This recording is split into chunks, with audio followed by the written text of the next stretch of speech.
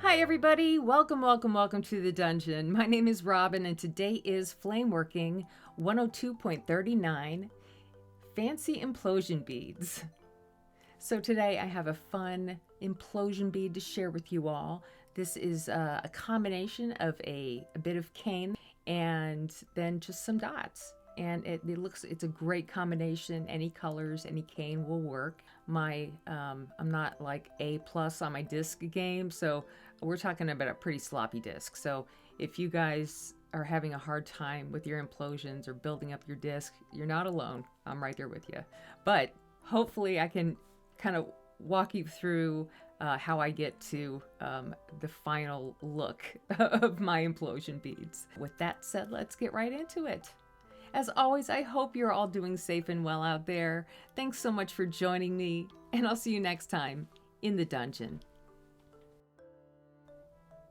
All right, so before we can make the bead, I need to make a little bit of cane. So I have a bit of Effetri Opal Yellow, and I'm going to use this for the base color. And what I'm doing here is just heating it lengthwise, nice and gentle until it gets soft in the middle, and then I'll fold it over. Kind of tighten it up with my mini mashers there, and then I'll heat it lengthwise again and fold it over, or try to, until it forms a little ball at the end. And then here I can use a little metal punty and grab just a very small amount of the glass. You don't want to push the punty in the hot glass. You're just grabbing just the end of it, okay? And then I'm just going to take my rod holder away and heat up the rest of the color. I just wanted to make sure I used it all. And now I want to start to shape it up. I'm using I think it's like a 1.5 inch marble mold. And this is really helpful to kind of get into my preliminary football shape. But I want to add some glass, so I'm going to kind of roll this out a little bit more to make it a little easier for me to add the next color. And here we have the gold ruby, and I'm going to add a couple stripes on both sides.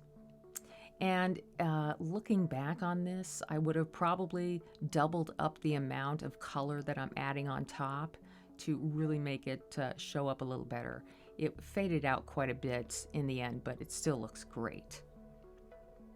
Okay, so I just pinched in the ends there to make sure that that color is touching the mandrel, and that will ensure that it pulls out evenly. And now I just want to kind of push those sides in a little bit and get back into a round shape.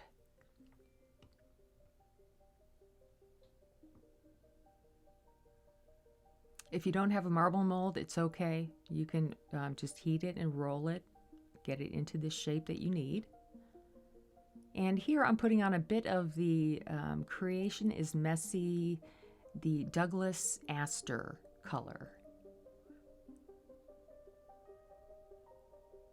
But of course, any colors will work great. Come up with your favorite colors for this cane.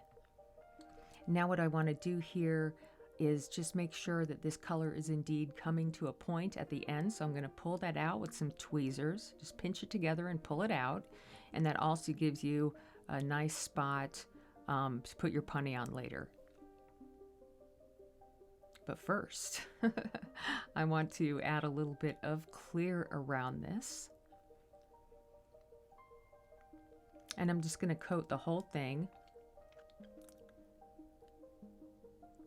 rolling it out a little bit to make that clear coat easier for me to slap on there. Okay, so I am using probably a 6mm rod here, and I do like to, get a nice ball of glass hot and then very gently but quickly run it over the color and then cast away at the end. And it might take you a second or two to figure out how much glass you need, but it's the same amount every time. And I make sure I overlap as well. You don't want to trap any bubbles in there. And then here I add a little bit to both ends. And I'm going to heat this up now Get it nice and hot. I want to shape this up a little bit before we go further. I'm going to roll that bottom in a little bit. And I'm going to do that one more time just to make sure that the base of the cane, that clear part, is kind of going towards the mandrel a little bit more. So that's why I like to do this. Again, it will allow the glass to pull out more evenly. All right, a little bit more shaping, and last but not least here, I'm going to add 2 stripes of the intense black. You could add 4 stripes or 6. Either way, this is going to make a really nice twist around the colors inside. Pull those edges in at the bottom, and then at the top here, we're going to do the same thing. Just pinch and pull that tip out until you have a nice area to punty up with. And I do like to use the metal punties. I find them a lot stronger, easier to work with. They don't crack or break on you. You can get them super hot, and they just really are great to work with. So if you don't use metal punties as your punties, you might want to try. They're really, really helpful. And to get the glass off when you're done, you'll just dip it in water. But here's the important part. To get this really, really tight twist, what I'm going to do here is, as it's in the actual flame, I am gently starting to twist it as it heats up, just a little at a time. And you can see where the black is. It's the most yellow color, the brightest color there. That will give you an idea of how tight my twist is before I actually come out of the heat. And here I am out of the heat. I'm letting the glass settle in for a second. And be careful, but you want to start to twist this really, really quick. Try not to get it to twist over itself anywhere. But either way, you're going to start twisting and pulling, and you should have some nice, fun cane to use for this implosion bead. And it's different all the way through. And of course, as soon as I filmed this, the cane rolled off the table and broke into a couple parts. So there's the pieces. So that's what I had left to use. Okay, so here's the fun part. Not that that wasn't fun, but here's the implosion. Some people call this a compression because you are indeed compressing that glass down. But in the end, it looks like the color is imploding out. So either way, it works for me. So I'm going to start out with a very kind of a thin disc. But it's not real thin because I am using an 8mm glass rod, a very thick rod, okay? And that helps me from the wheel dislocating itself off of the mandrel. It's just a little bit thicker glass. And I'm just going to do my best to build up the biggest disc. And this is like maybe about an inch, maybe a little bit more than an inch on both sides. And there's my disc. And it's not perfect, so I'm going to try to do my best to fill in some areas here and there. And, you know, it's not smooth. It's not perfectly, you know, circular, but it will work, okay? You can continue refining it as you learn how to make your implosion. All right, so I'm adding the first bit of color, and the cane, what I'm doing is starting at the very center of the mandrel, and I'm working my way around in a nice wide spiral. Make sure you have plenty of room in between, you know, these arms of the spiral, so we can add more color. We're going to add some dots in between, and that's about what we have so far. And now in between here, I'm going to find a good place to start. And I was so sloppy, you guys. It was so hard for me to do this. I was getting this color all over the place. But I made it work. You know, you just got to keep going. And so I'm adding these dots as close as I can to each other in the middle, creating another spiral. and I'm going to take these dots far out onto the clear and keep those dots going for a little bit more. But in between a couple of dots here or a little bit of cane there, I am heating up the whole disc just to make sure it does not crack on me. And that's a huge problem, is the discs cracking. So take your time putting your pattern on and make sure you continuously warm up the back and the front. And you're not looking to melt it yet, you're just kneading it warm while you add your pattern. Okay, so the rest of this video is all about making the implosion.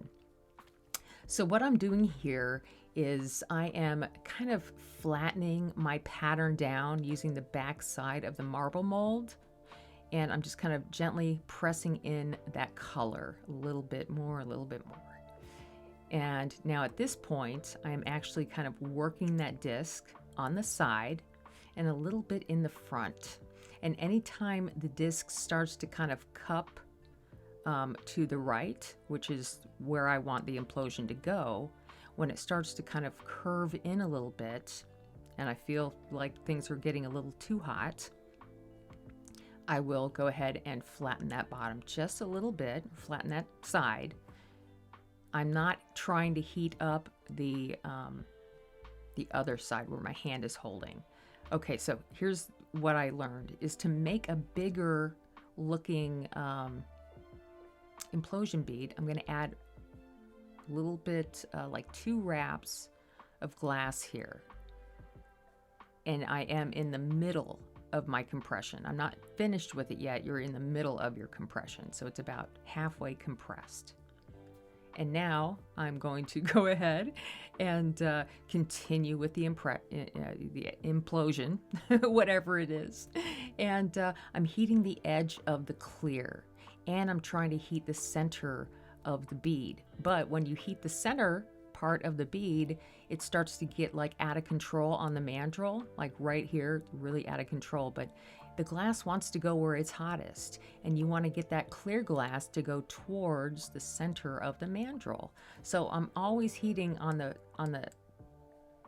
equator, and then kind of on the edge of where the implosion is happening. And sometimes a little bit of gravity works, but right there I wanted to flatten it down a little bit, and it starts to get a little bit tighter. I did not get the color that's still at the bottom all the way sucked into the clear, but I wanted to add a little bit more clear here on the bottom half. And this kind of helped to bring it in a little bit more, and it helped to round the bead out as well.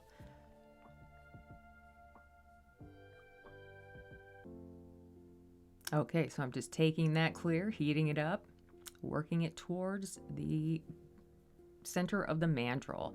And I don't get it all the way there, but I'm getting it as close as I can, because once that little cup, that little indentation goes away, you're pretty much kind of done with all you can do.